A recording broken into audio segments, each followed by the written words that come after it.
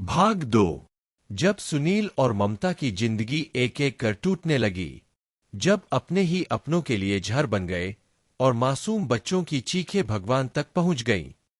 मुंबई में सुनील और ममता की जिंदगी बहुत बड़ी नहीं थी, पर मेहनत से भरी हुई थी। सुबह होते ही सुनील काम की तलाश में निकल जाता और ममता कबाड़ बीनने के लिए सड़कों पर उतर जाती। धूप हो या बारिश, दोनों चुपचाप अपनी अपनी जिम्मेदारियां निभाते थे। रात को जब बच्चे सो जाते, तब ममता सुनील से कहती, थक गए हो? सुनील बस मुस्करा देता। उसे ममता की चिंता दिख जाती थी। दोनों जानते थे, जिंदगी मुश्किल है, पर साथ है तो कट जाएगी। लेकिन किस्मत को शायद यह साथ मंजूर नहीं था। एक रात अचानक गांव से फोन आया। सुनील ने जैसे ही आवाज सुनी, उसके पैरों तले जमीन खिसक गई। भैया! नीरज ने फांसी लगा ली। सुनील कुछ बोल नहीं पाया। फोन हाथ से गिर पड़ा। ममता ने देखा, सुनील का चेहरा पीला पड़ चुका था। गांव पहुंचते ही मातम पसरा हुआ था। आंगन में सफेद चादर पड़ी थी।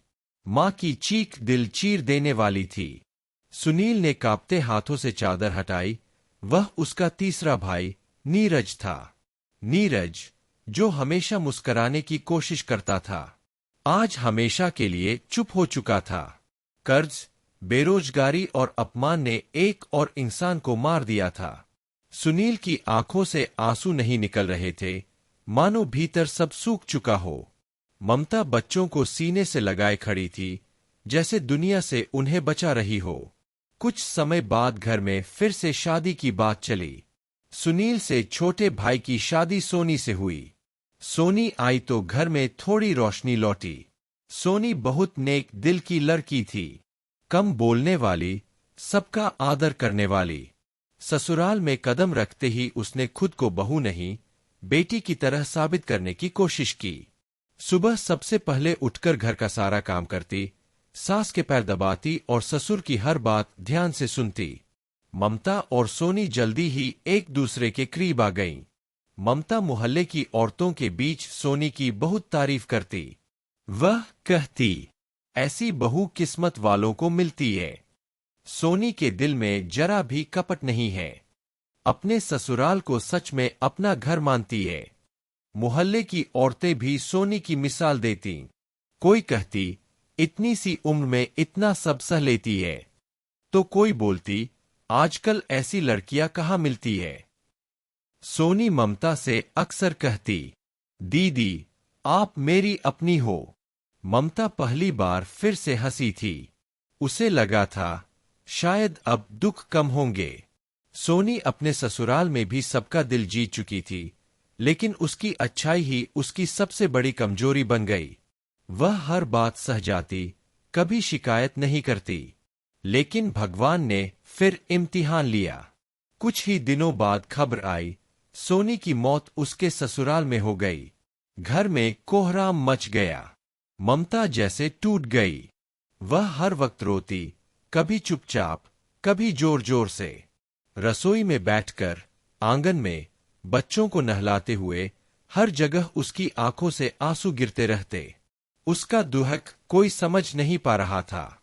इधर सुनील के भीतर गुस्सा भरने लगा।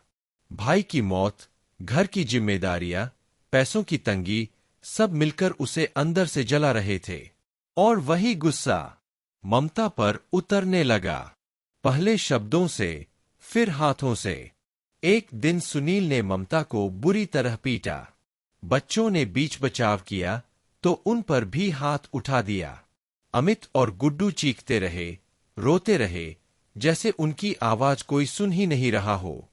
ममता बच्चों को बचाने के लिए खुद ढाल बन गई। हर वार उसके दिल पर पड़ रहा था। उस रात घर में सन्नाटा नहीं, डर बस गया। बच्चों का दर्द देखकर पड़ोसी भी भावुक हो गए। कुछ की आंखें भर आईं, कुछ ने मुंह फेर लिया। सब कहते रहे, घर का मामला है। पर मासूम बच्चों की चीखें किसी मामले का हिस्सा नहीं थीं, वह इंसानियत की हार थीं। उसी गुस्से और अंधेरे में एक रात सुनील ममता को गांव के बाहर छोड़ आया। अंधेरी सड़क, ठंडी हवा और सामने अनजान रास्ता। ममता के हाथ में बच्चों का हाथ था। उसकी आंखों से आंसू बह रहे थे, पर उसने बच्चों को सीने से लगाकर बस इतना कहा, डरो मत, मां हूं, रास्ता ढूंढ लूंगी। पूरी रात वह बच्चों के साथ चलती रही। भोर होते होते उसने वही घर देखा जहां से उसे निकाला गया था। थकी हुई देह, सूखी आंखें, पर मां का हौसला जिंदा था। ममता फिर से घर लौट आई। यह पल उस पीढ़ी के लिए सीख है कि गुस्सा ताकत नहीं होता और हाथ उठाना मर्दांगी नहीं, बल्कि कमजोरी की सबसे बदसूरत शक्ल होती है। जो अपने दर्द का इलाज दूसरों को चोट देकर करता है, वह भविष्य को और अंधेरा कर देता है। किस्मत ने आखिरी वार किया। सोनी की मौत की खबर आई। ममता अब कम रोती थी। उसकी आंखों में आंसू नहीं, थकान और खामोशी थी। सुनील भी खुद से डरने लगा था, पर रुक नहीं पा रहा था। सुनील भी खुद से डरने लगा था, पर रुक नहीं पा रहा था।